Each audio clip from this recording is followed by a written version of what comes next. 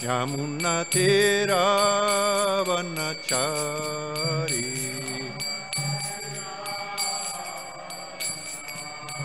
Yamunatiravanachari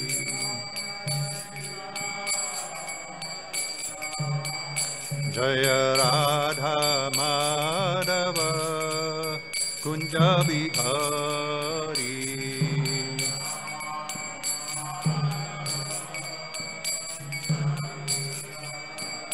Jaya Radha Madhava Kunja Bihari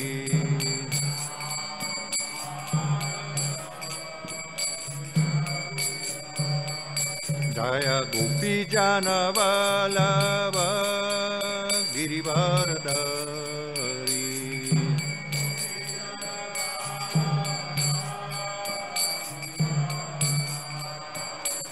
Jaya Gopi Jana Vallabha Girivardhari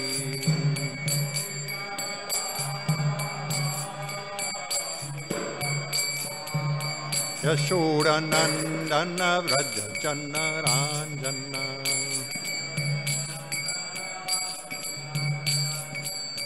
Yashoda Nandana Vraja Jana Ranjana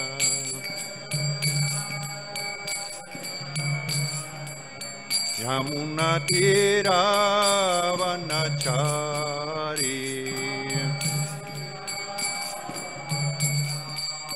Yamunatiravanachari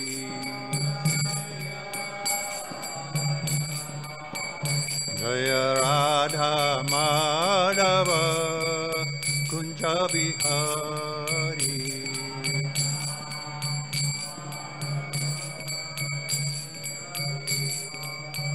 Jaya Radha Madhava Kunja Bihari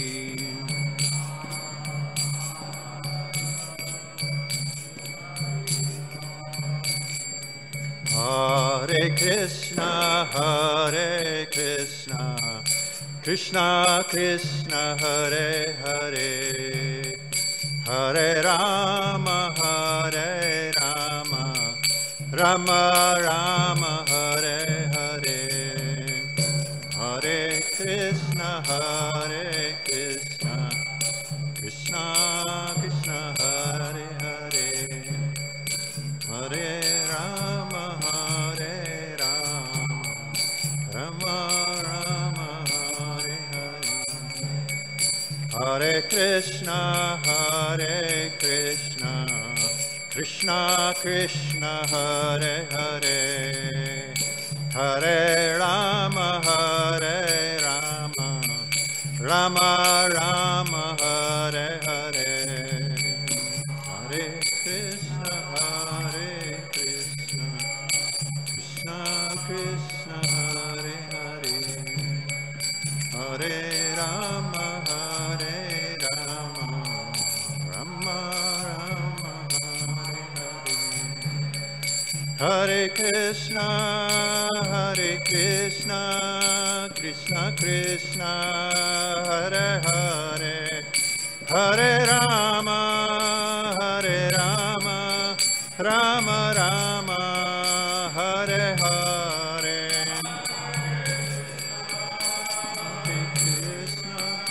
Krishna Krishna Hare Hare Hare Rama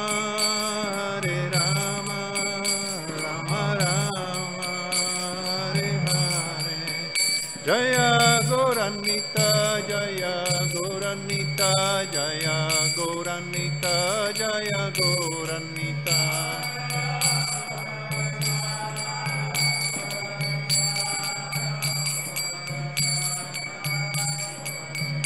Jaya Jagannatha Jaya Jagannatha Jaya Baladeva Jaya Subhadra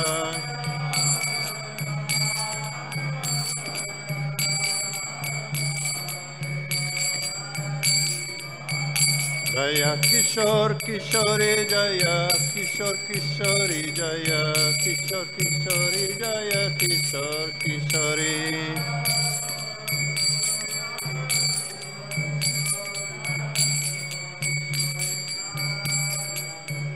Jaya Prabhupada, Jaya Prabhupada, Jaya Prabhupada, Jaya Prabhupada.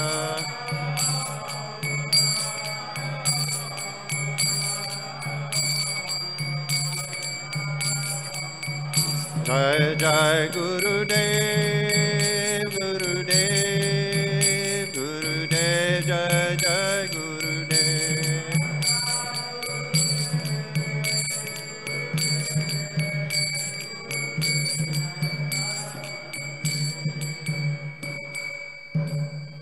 Jai Om Vishnupad Paramahamsa Parivrjakacharya Ashtotara Satashi Srimad His Divine Grace A.C. Bhaktivedanta Swami Srila Prabhupada Ki Jai. Jai Om Vishnupad Paramahamsa Parivrjakacharya Ashtotara Satashi Srimad His Divine Grace Srila Bhakti Siddhanta Saraswati Goswami Maharaj Ki Jai. Ananta Koti Vaishnava Vrinda Ki Jai. Srimad Bhagavatam Grantharaj Ki Jai. All glories to the assembled devotees. All glories to the assembled devotees. All glories to Shishi, Guru, and Gauranga. Namo Vishnu Paraya Krishna Prestaya Bhuttare Srimati Girija Swami Niti Namane Namaste. Bhaktivedanta Swami Devi Nama Sankirtana Prachaye Nirvishesha Sunyavari Samasta Deshtare. Om Namo Bhagavate Vasudevaya. Om Namo Bhagavate Vasudevaya. Om Namo Bhagavate Vasudevaya.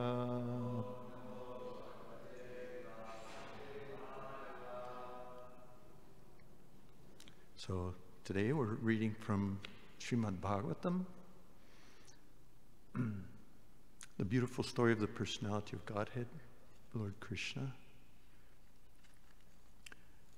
9th Canto, Liberation, Chapter 18, King Yayati regains his youth.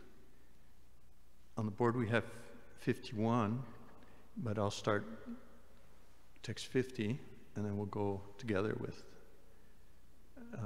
51. Tamevari divinyasya vasudevam guhashayam narayanam aniyam sam nirashir ayavat prabhum. Translation. Without material desires, Maharaj Yayati worshipped the Supreme Lord, who is situated in everyone's heart as Narayana and is invisible to material eyes, although existing everywhere. Purport by Srila Prabhupada. King Yayati, although externally seeming very fond of material enjoyment, was internally thinking of becoming an eternal servant of the Lord. Text 51.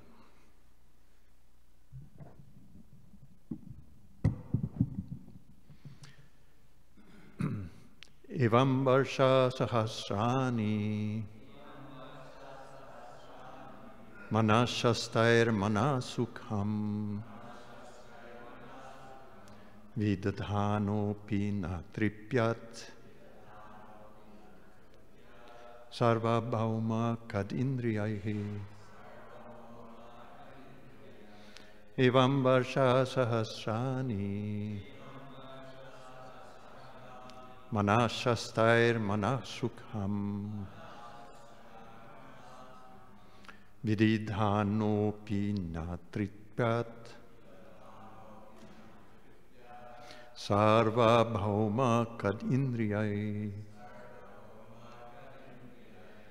evam varsha sahasrani manashastair manasukham vidadhanopi natripyat sarva bhauma kad indriyai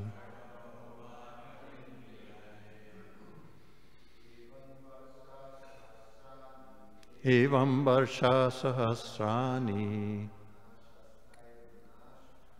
manashastair manasukham Vidadhanopi natripyat Sarvabhauma kadindriyahe Evam varsha sahasrani Manashastair manasukam Vidadhanopi natripyat Sarvabhauma kadindriyahe Evam varsha sahasrani Manashastair manasukam Vidadhanopi natripyat Sarvabhauma kada indriyaye Evam varsha sahasrani Manashastray manasukam Vidadhanopi natripyat Sarvabhauma kadindriyahe Evam varsha sahasrani Manashastair manasukam Vidadhanopi natripyat Sarvabhauma kadindriyahe Evam, in this way, Varsha Sahasrani, for 1,000 years, Manashasthai, by the mind and 5 knowledge-acquiring senses. Manasukham, temporary happiness created by the mind. Vidadhana, executing. Api, although. Na atripyat, could not be satisfied. Sarvabhauma, although he was the king of the entire world. Kat indriyahi, because of possessing impure senses. Translation. Although Maharaj Yayati was the king of the entire world, and he engaged his mind and 5 senses in enjoying material possessions for 1,000 years, he was unable to be satisfied. Purport by Srila Prabhupada. The kat indriya, or unpurified senses, can be purified if one engages the senses and the mind in Krishna consciousness. Sarvopadi vinirmuktam tatparatvena nirmalam. One must be freed from all designations. When one identifies himself with the material world, his senses are impure. But when one achieves spiritual realization and identifies himself as a servant of the Lord, his senses are purified immediately. Engagement of the purified senses in the service of the Lord is called bhakti. Rishikena rishikesha sevanam bhaktir uchate.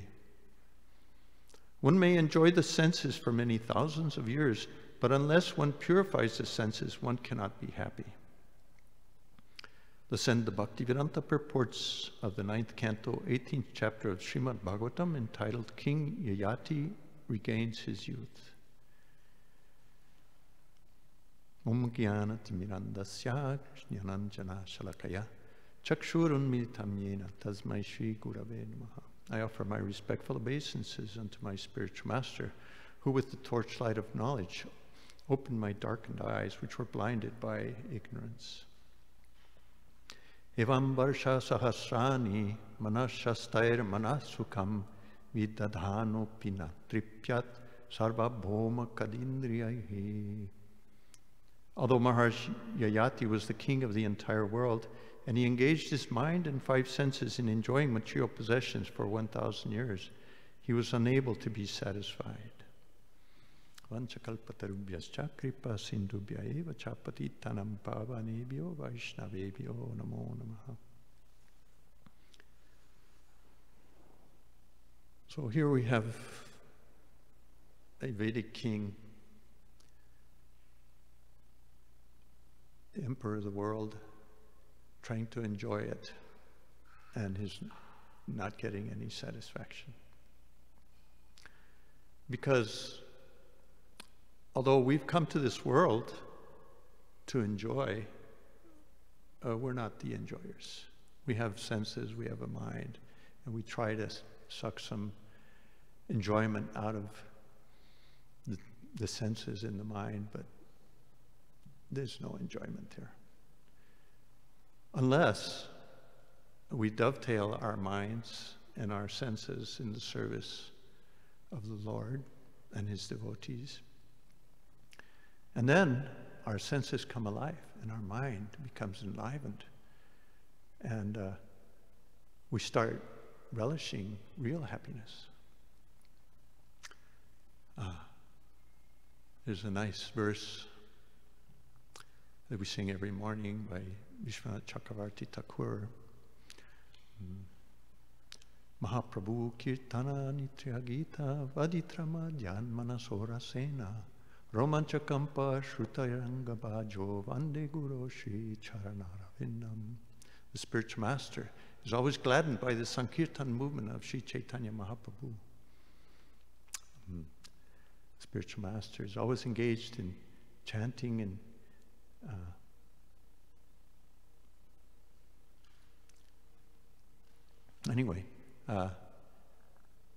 because he is relishing the mellows of pure devotion within his mind. Sometimes his bodily hairs stand on end, he feels quivering in his body, and tears flow from his eyes like waves. So a bona fide spiritual master is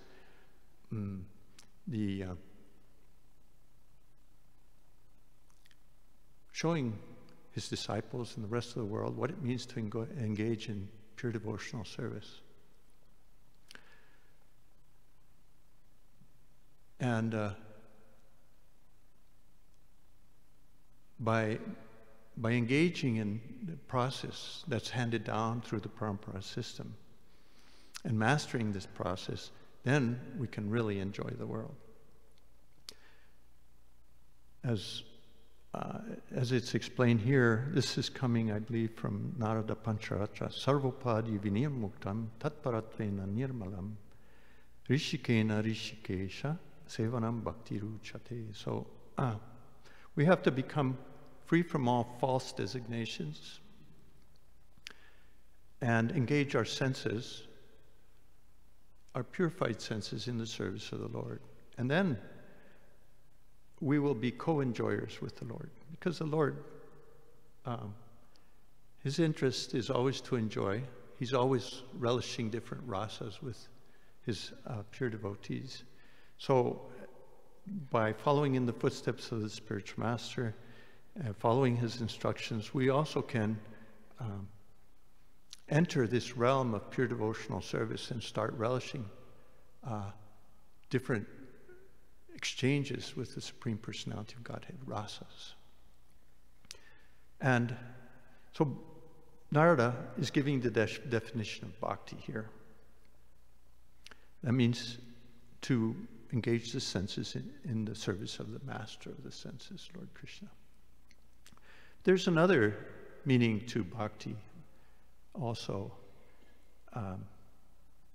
This I heard from Ravindra Sarup, is that the root of bhakti means bhaj, and bhaj means to share. So when we engage in bhakti, we're sharing, we're having an exchange with somebody else, we're sharing. And what are we sharing? Well, we're sharing our energy, our attention, our affection, our emotions, and we're sharing it with people that are also engaged in bhakti. The Lord also is engaged in bhakti in many ways, because He's sharing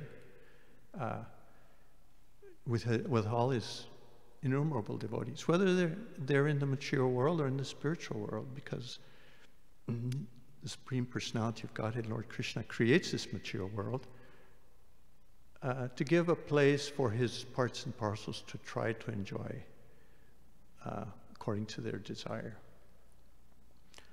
But as King Yayati, we can understand, as he concluded, there was no satisfaction in the material world, even though he was the emperor of the world and he was able to enjoy with a youthful body granted to him by his son Puru.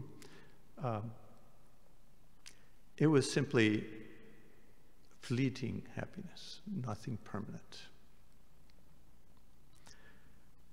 So lately, I've had a nice realization of appreciation of the devotees.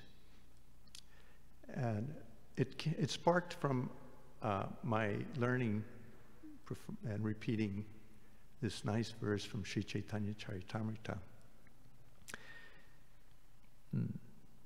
Brahmantam Brahmite Kona Bhagyavan Jiva Guru Krishna Prasade Pai Bhakti Lata Bija. So the translation is that according to everyone's karma, all the living entities are wandering throughout the universe. Some are being elevated to the higher planetary systems, and some are going down to the lower planetary systems. But when a living entity is very fortunate, he gets the opportunity to associate with a pure devotee, spiritual master, by the grace of Krishna. And by the combined mercy of both Krishna and the spiritual master, this very fortunate living entity gets the seed of the creeper of devotional service, Bhakti Lata Bija. So I starting to see that the devotees at all different levels, they're devotees because they got a taste. This Bhakti Lata Bij means a taste for performing devotional service. A rasa, they have a rasa. By whatever means that they got this taste, could have been by, generally it's association of devotees, but it could have been by receiving a book, by hearing the chanting party and somehow getting absorbed into the chanting, or receiving some prasadam, or who knows. There's many different ways that we start getting a taste for devotional service. And generally, people have to have a certain amount of piety in order to be good receptacles for this bhakti. So the devotees, at every level, whether they're in the temple or outside the temple, whether they're practicing or not, at one point they practiced and they got this taste for devotional service, and it never goes away. It never goes away. It's a permanent asset in the heart. Once you taste the bliss of Krishna consciousness, it's with you forever. Now, it's our duty to our spiritual master and to ourselves, really, to cultivate this taste, to make it grow, as Giriraj Maharaj points out in his book, to water the seed, and therefore to do things that are favorable for the growth of the plant of devotional service within our heart, and to avoid those things which are unfavorable. And what may be favorable for one person may not be favorable for another. It depends on what our advancement is. So we have to be broad-minded like that, and to be able to see, well, we're not locked into a particular way of doing things. Although we get the general guidelines by the spiritual master and coming on through the parampara, but we have to be able to use our intelligence to know when we apply, when we do a certain thing and when we don't do it, whether it's favorable in this circumstance or not.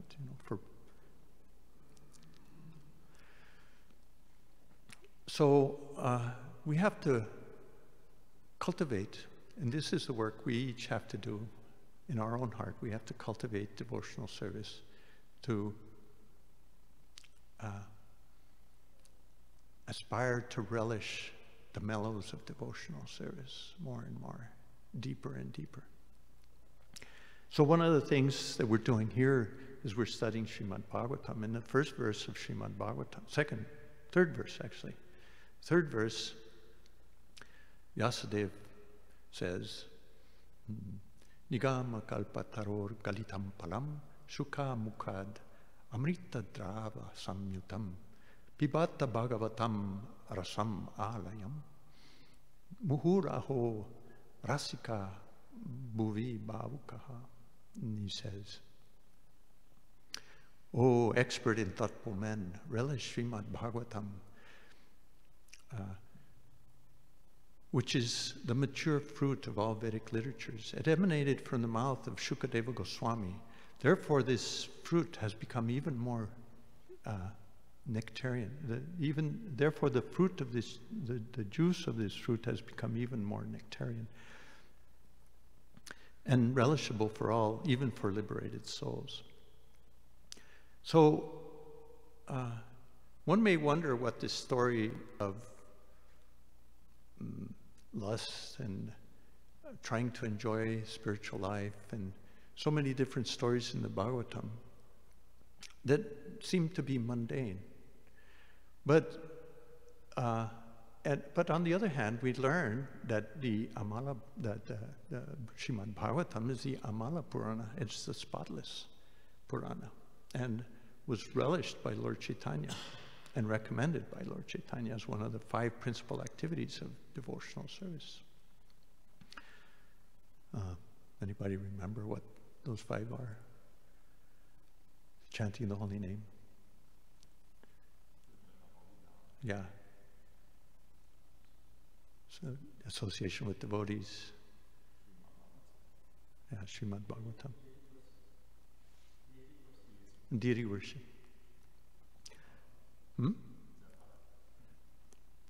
Well, there's unlimited numbers, but the 5 principal ones. So, the Bhagavatam, Srimad Bhagavatam, is there to glorify in a pure way the Supreme Personality of Godhead, His name, forms, qualities, pastimes, and entourage. And there's many, many stories. Somewhere I heard this, is that Srimad Bhagavatam is a collection of stories of failures. Because there's so many problems, curses, counter-curses, and even great personalities are cursing others, but it turns out to be blessings. But the stories revolve around how a particular living entity became a pure devotee, how he attained the lotus feet of the Supreme Personality of Godhead. And so these stories, although while you're absorbed in there, they may appear to be mundane and dealing with lust and greed and trying to enjoy this mature world. Ultimately, the story ends with, on the high note of the devotee becoming a pure devotee and giving up all contaminations, all desires to enjoy the mature world, and simply desiring to enjoy, to engage in the service of the Lord under whatever circumstances. And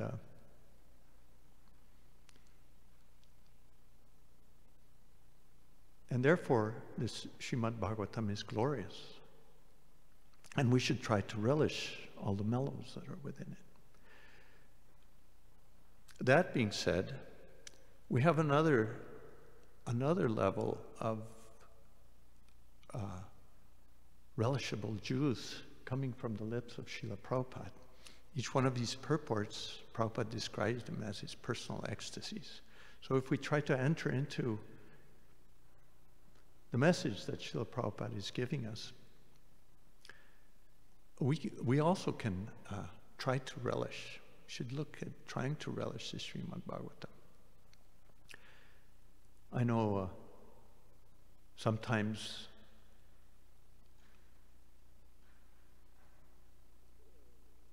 reading Srimad Bhagavatam can appear a little bit dry, and sometimes I've heard devotees say that it's a great way to go to sleep. And that's at one level, you know, and certainly we need sleep. It's one of the 5 factors of intelligence. If we don't get enough sleep, then our intelligence is dulled. But by trying to absorb ourselves and just to understand that this is the literary incarnation of Krishna, every one of the 18,000 shlokas is important, and it's there, and it's pure. Then we should worship these shlokas.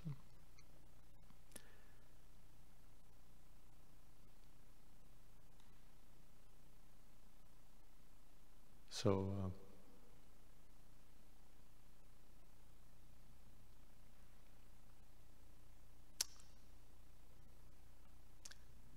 the process of devotional service, bhakti.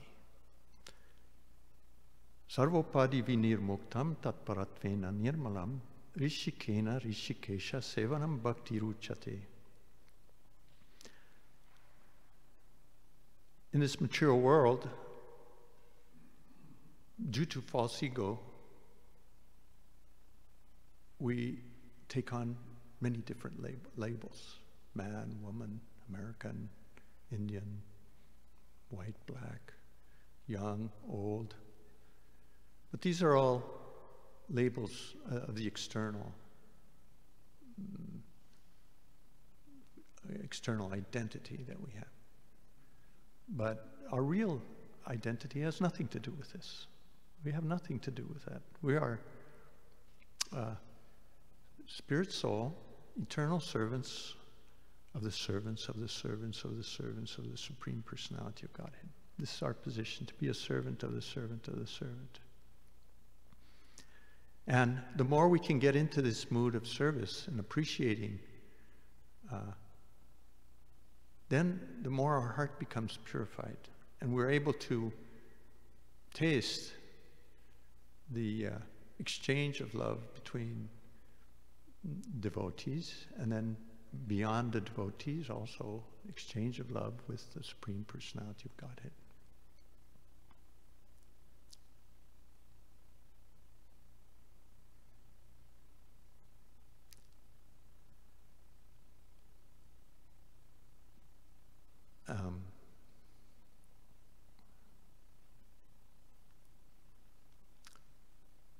This Srimad Bhagavatam, these books that Prabhupada has given us are very, very powerful. And also the chanting of the holy names, if done in the right mood, is very, very powerful. It's all the association we really need. I was, in my youth,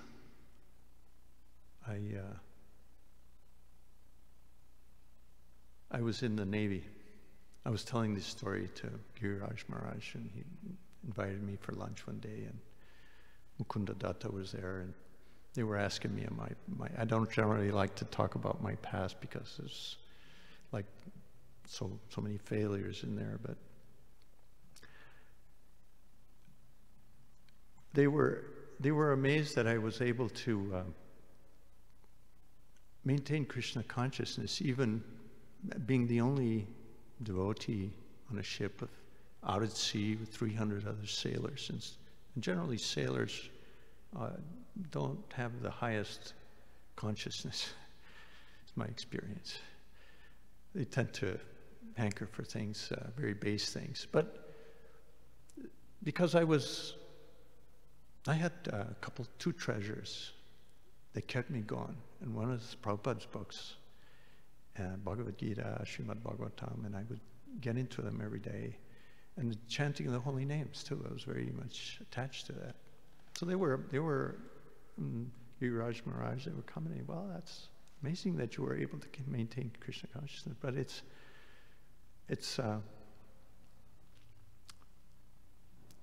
Krishna is coming in the form of the Srimad Bhagavatam, presented to us by Srila Prabhupada with all his rich realizations, and the holy name is there too. And if we chant it, trying to become absorbed in the holy name, it'll sustain us in whatever situation we have. And it's, even to this day, it's what sustains me, because most of the time I live out by myself in Michigan, or I'm traveling between Michigan and Arizona, and I just chant the holy name, read the books, and it opens my eyes just to see what's going on in the material world, you know.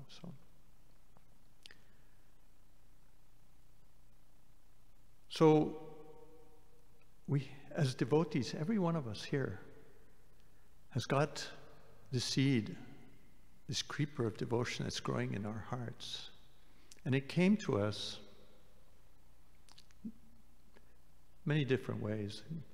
Last Monday, I gave a class and I asked how many people had their first contact was with the book. So I'll ask again.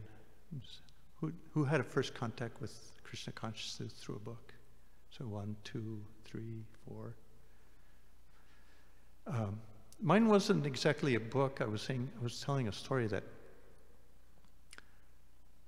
I was sleeping in bed on one Sunday morning, and my alarm went off, and instead of the alarm, I had the radio come on, and on the radio they were playing this story of Varahadev, the incarnation of Lord Krishna as a boar. And this was a really, really nice presentation, production by the Golden Avatar Studios back in the early 70s. It was really nicely done. Even to this day, I appreciate how nicely they did it. Professional grade, even better than professional grade, is what I call devotional grade.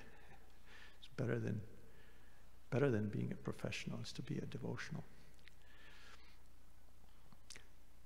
And I was amazed by this story. It just kind of woke me up and put me in a totally different consciousness. And then sometime later, I don't know when, or a few weeks or later, then I had my first book, is Teachings of Lord Chaitanya. Prahladananda Brahmachari at the time popped up in front of me, I don't know from where, and just put this book in my hand and said, "Oh, it's so nice. You have to read it. You have to read it. It's so nice." And he asked for a little donation. All I had was a $20 bill, and of course he didn't have any change. So I ended up giving him all my money. And that was very favorable for me too, because I'd given so much. I was definitely going to take everything, as much as I could from this book. And $20 back then, especially being a student, was quite a bit of money. But I read the book from cover to cover, and the book definitely opened my eyes as to what Krishna consciousness is about, what real spiritual life is. As a young boy, I enjoyed very much being an acolyte. I grew up in a Catholic culture. And every Sunday I would go and be the acolyte, the assistant to the priest in performing the Mass. And it was very nice. I liked it very much. I got a certain bliss out of doing this service, you know.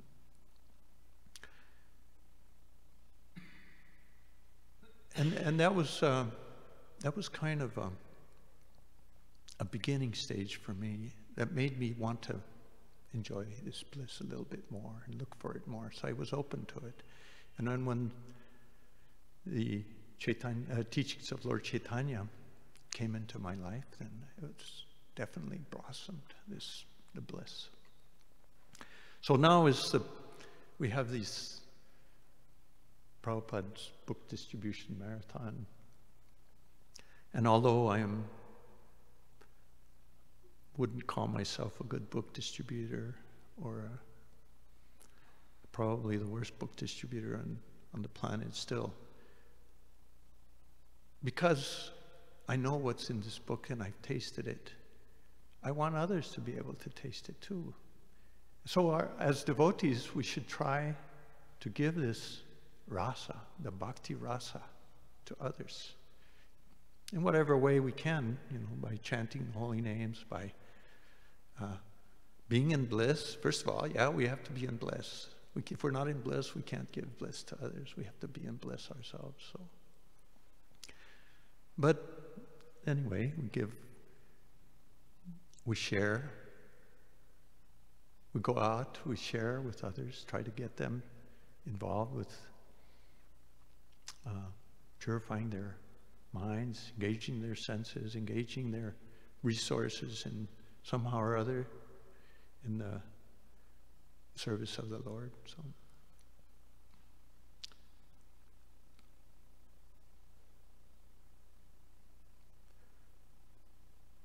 So anyway, are there any questions, comments? Subal Prabhu.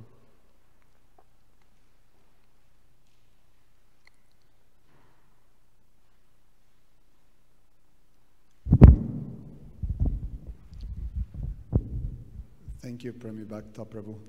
Hare Krishna.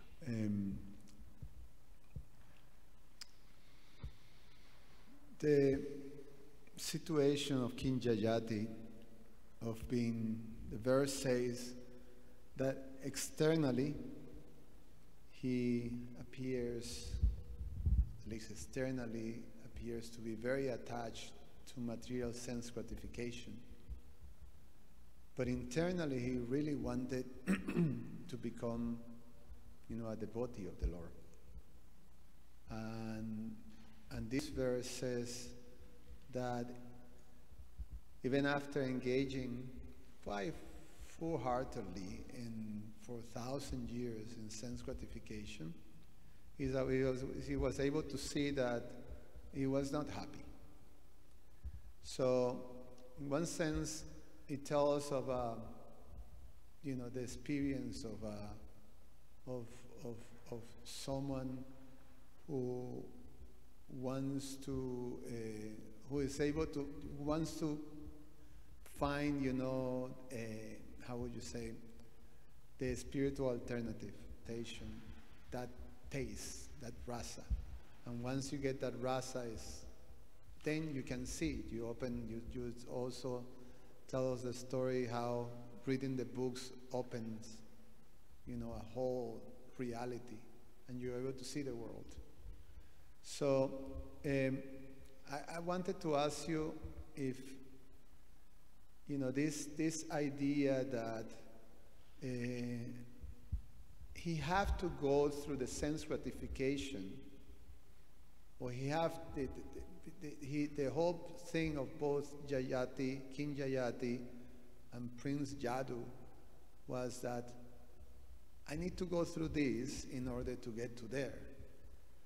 King Jayati didn't say it like Jadu, but the result is more or less came to the same place, that,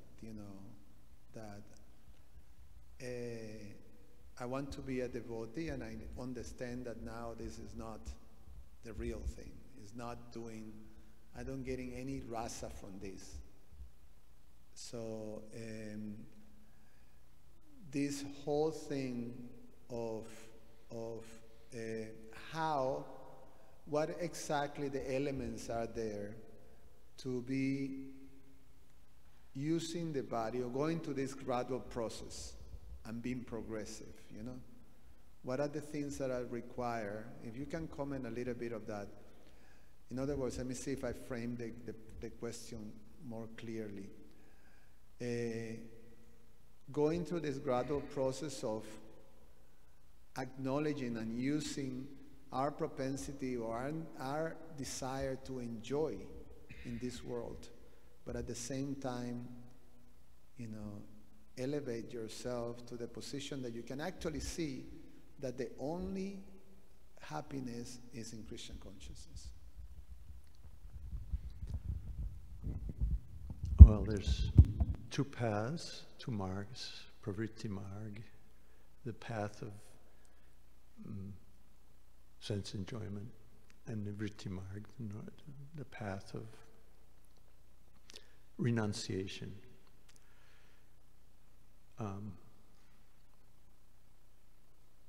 What are the elements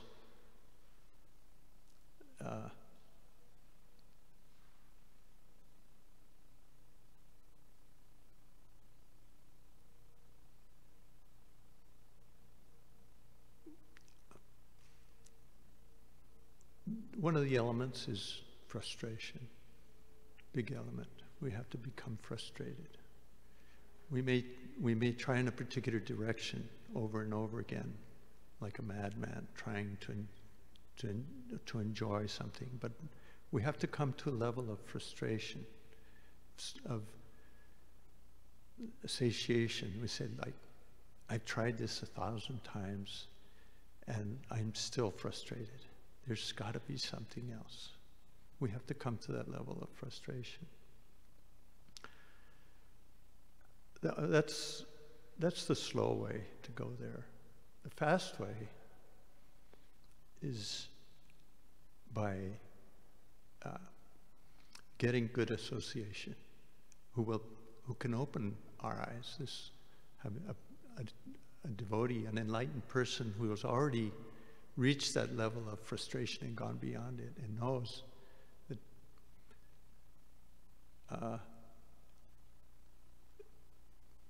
is a dead end to go that way. The process of trying to enjoy this material world and of lust, greed, it has to lead us to frustration. But somebody who's been there and can share with us their realization that this is not the way to go, and point out the real way to go by engaging in devotional service, then we can, it's the shortcut way without having to try everything out under the sun before we become frustrated and look for something transcendental beyond this material world. So this is the beauty of the devotees, is that immediately they can take one beyond this material world, to transcend the happiness and distress and the frustration of this material world by engaging in bliss. There's a nice verse from Sri Chaitanya Charitamrita, is that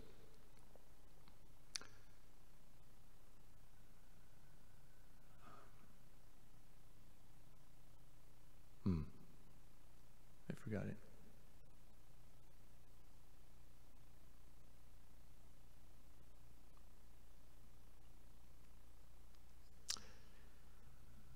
Yeah, I forgot it.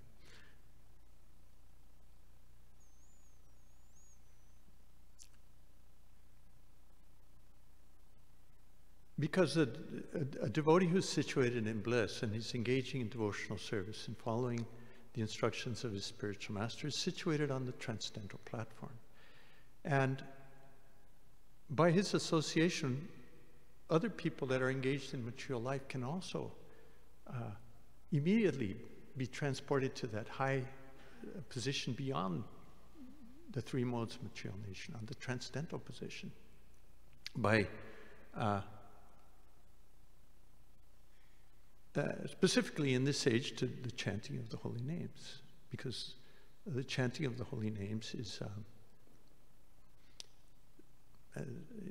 Krishna's name is not anything material. It is not at all touched with the material. It's completely pure. So one who hears this, the transcendental vibration coming into the ear, is immediately transported to the spiritual platform. Whether they know it or not. But generally the effect is that, well, one experiences bliss, the ananda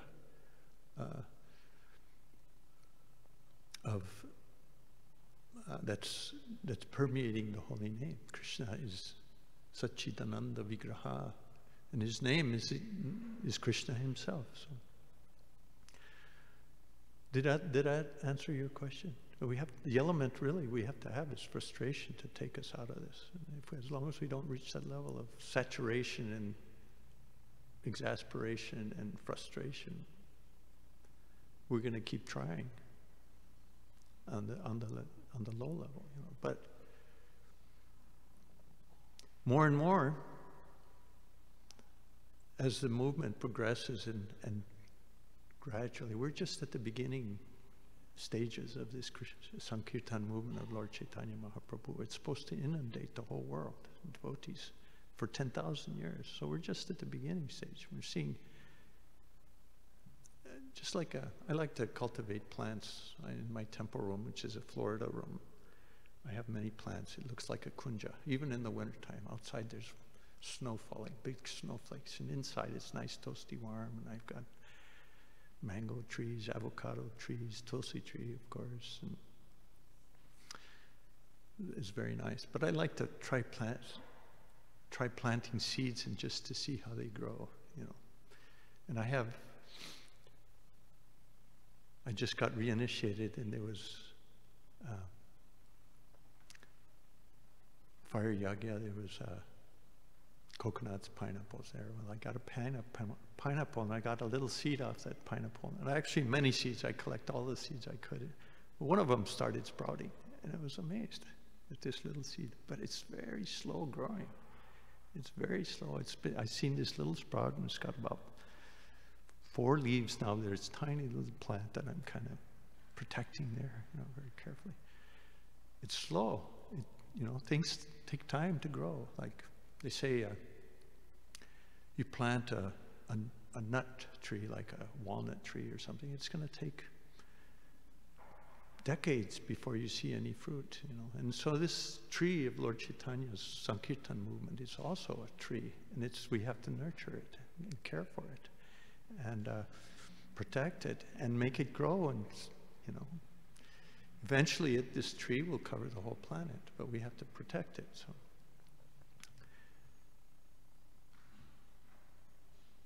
Jai Baladev Prabhu.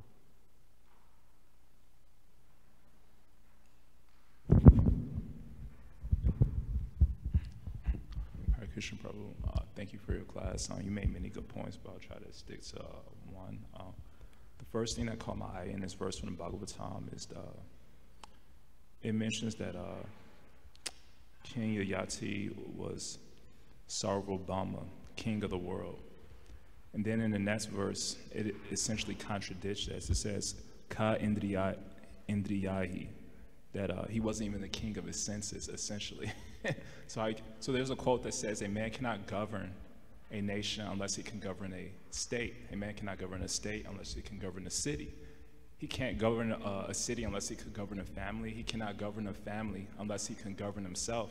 And he cannot govern himself unless his passions are subject to reason. And in this purport, Prabhupada mentions what's the most reasonable passion.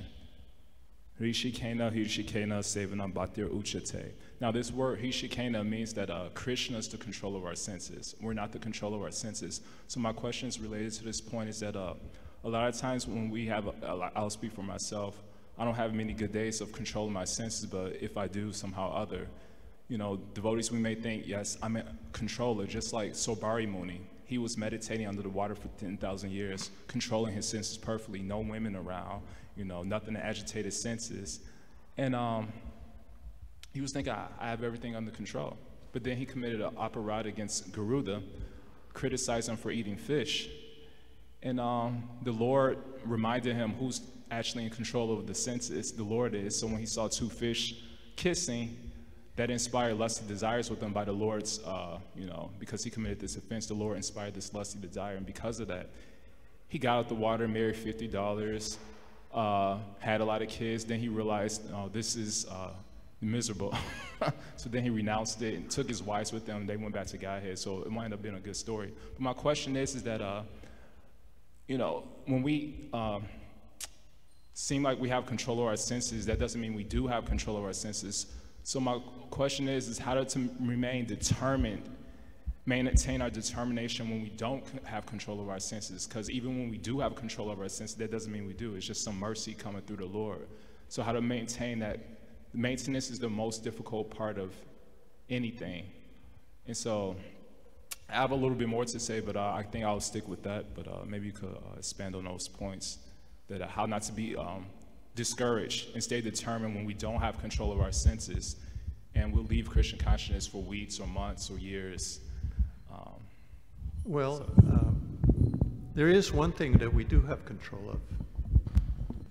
Because we're parts and parcels of Krishna, and he's the supreme controller. We also have a measure of control also. And what we have control over is our desires. What are our desires? The real controller of the body is the Lord in the heart, the super soul, as explained by Lord Krishna in the 18th chapter of Bhagavad Gita, 1860. That he's seated in everyone's heart, and he's the one that's guiding all the wandering living entities throughout the universe. But we do have control over what we desire, whether we desire to enjoy separately from Krishna or to engage in his service and enjoy with Krishna.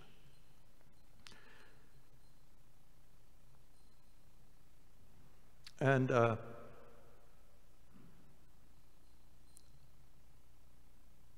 there is a hierarchy for controlling the senses. The senses are basically what makes up the body. And then above the senses is the mind, above the mind is the intelligence, and above the intelligence is the soul. So what controls the senses is the mind. What controls the mind is the intelligence.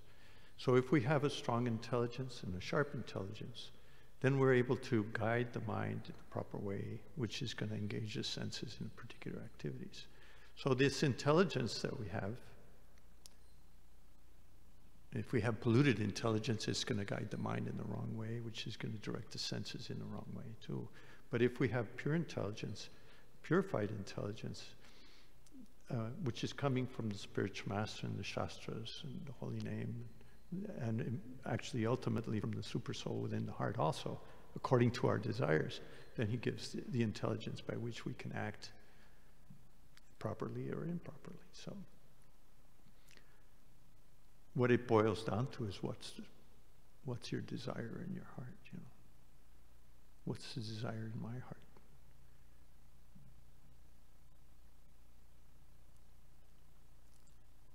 Did that answer your question? Yeah. Giridhari Prabhu.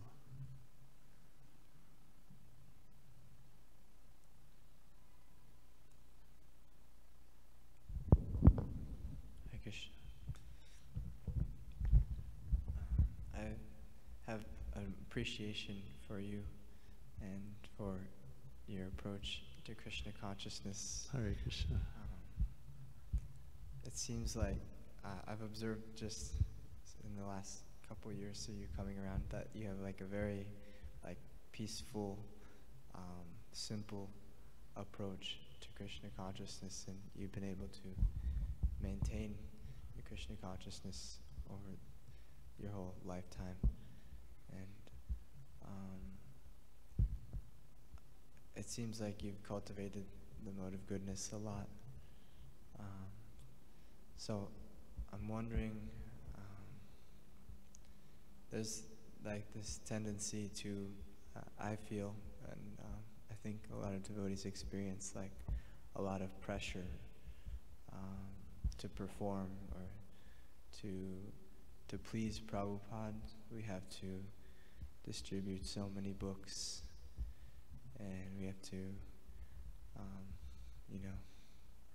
seems like there's maybe a misconception of how to please Prabhupada in the sense of bigger, bigger, bigger, more, more, more.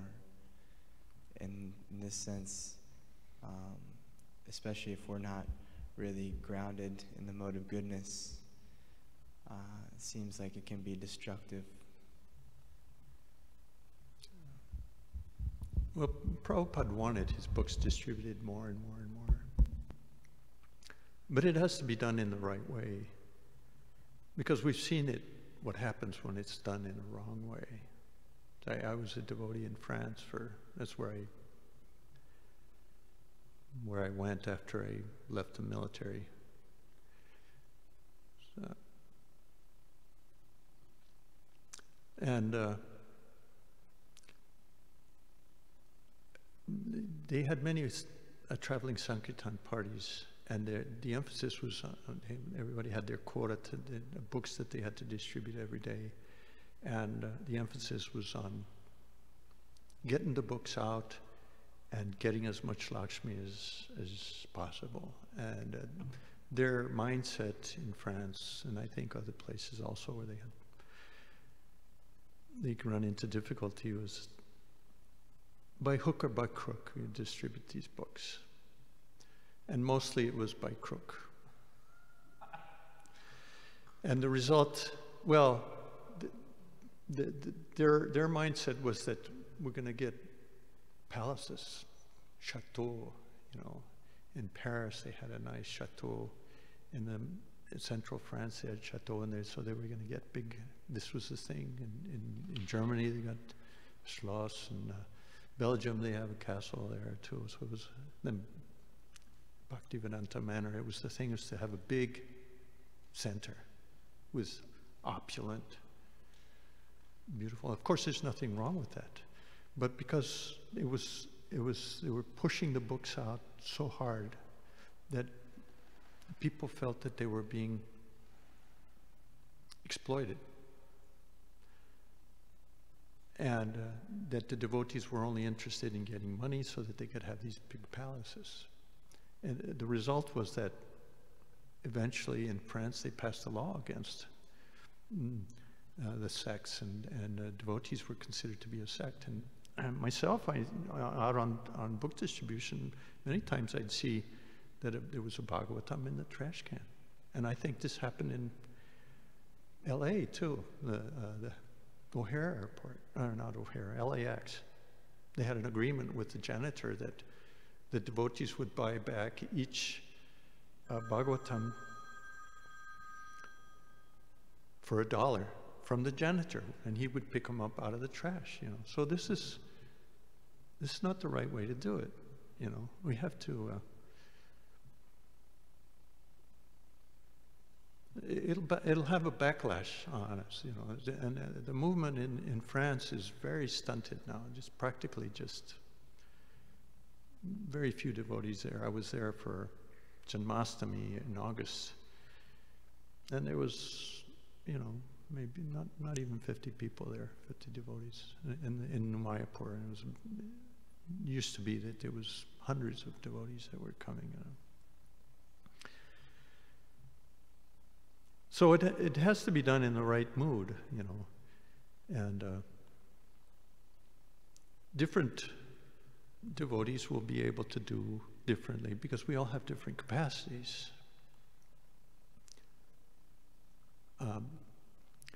Bhaktisiddhanta Saraswati would be very pleased with when his disciples, brahmacharis, would come back and they reported that they sold 2 or 3 copies of their magazine for a few paisas, and he would say, "Oh, very nice," you know. He was very encouraging about that. So it's, yeah, we want to get this information out to everybody, but it has to be done with the right approach, you know. And I'm trying to learn what the right approach is. I've recently completed reading Our Family Business by Vaisheshika Prabhu, and there are many different pointers in there, many different ways to look at it. And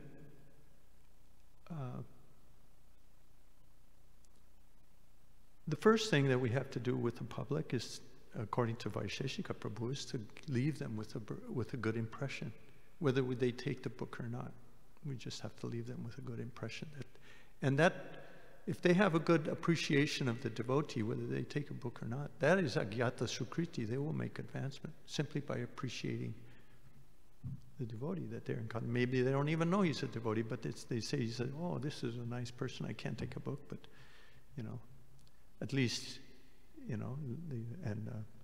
So there's devotees that are out there that, like Mitra Sena Prabhu, who is a very nice devotee. He always leaves everybody with a good impression. And then somehow or other, if they can take a book, that's very nice. But just a little bit of agyata sukriti will get them going on their way. So we have to be in the right mood to give a good impression on the people that we meet.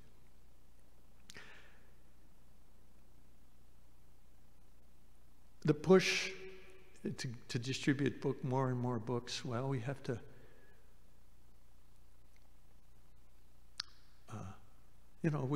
we're getting pushed anywhere, whether it's our body, our mind, we're getting pushed, or by other living entities, or the weather is pushing us this way or that, so.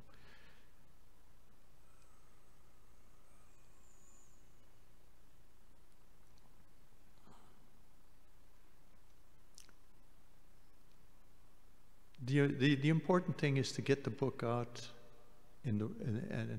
where the person appreciates what they're getting. And sometimes, we've heard stories that people get a book, they're not interested, they set it down somewhere else, somebody comes up and picks it up and they take it, So we don't know where these books are going to go, where they're going to go off, as we say, because they're time bombs, But if we get the books out and leave a good impression, try to get a little bit of return, the devotee gives, or the person gives something in return for the spiritual knowledge, that'll be good for them. So,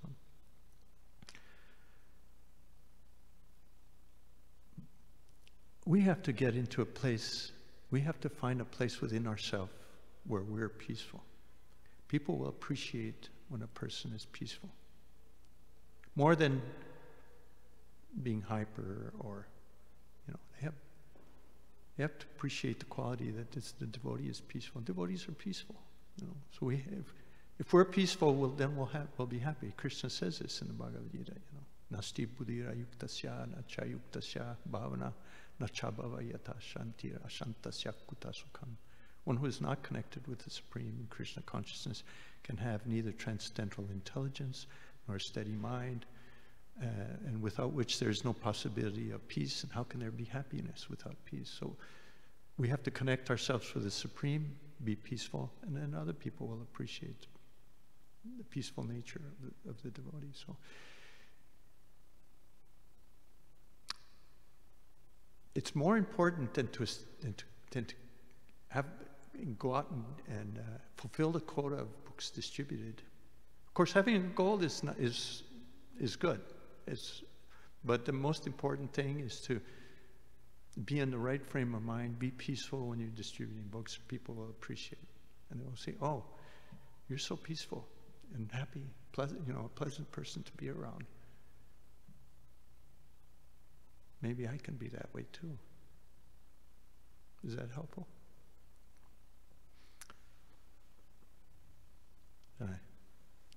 Karunanidhi Prabhu. Hare Krishna.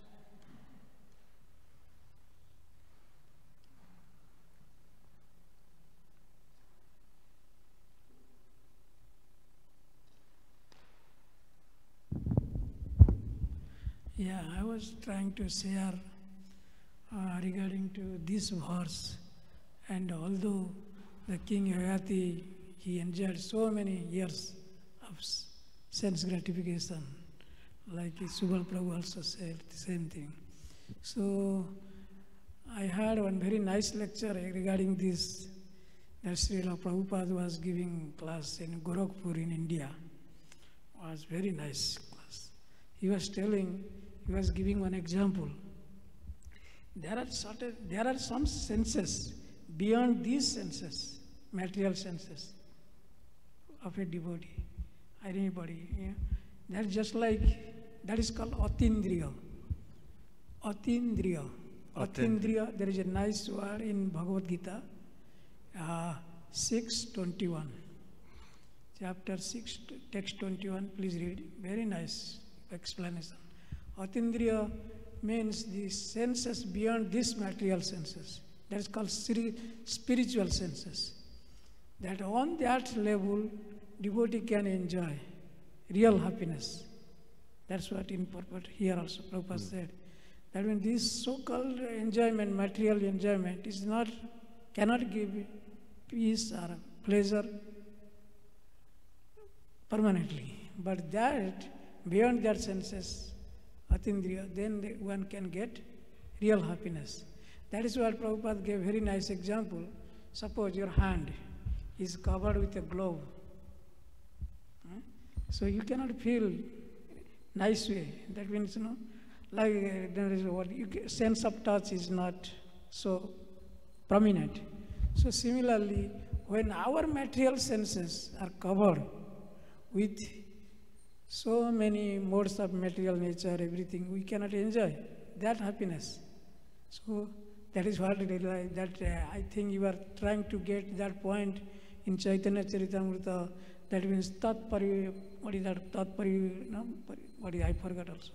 That means how can purify our senses. So then only we can enjoy the transcendental bliss. That's what I was saying.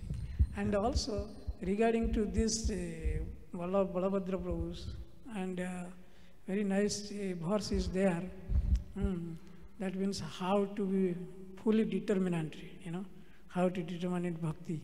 So there is a nice verse in Chaitanya Charitamrita that is Akama Sarva Kamava Mukhya Kama Udaridhi Tibrena Bhakti Jogena Yajate Purisam Param. Tibrena Bhakti Jogena. Only through devotional service we can develop our strong determination. Yeah, we want Krishna's love. That's it.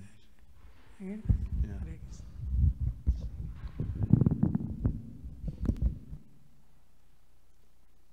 Yeah, and then by engaging in this devotional service, Vasudeva Bhagavati Bhakti Yoga Prayojita, Jana Yatya Shuvairagyam Jnanam Chayad Haitukam. By engaging in devotional service, automatically we get knowledge and detachment from this world. It's very nice. And then from detachment, well, what do we get? Sense of peace, because you're detached from the world. There's so many waves of whatever going through, but you have knowledge, you see what's going on, and you're detached from it, you're apart. It's very nice,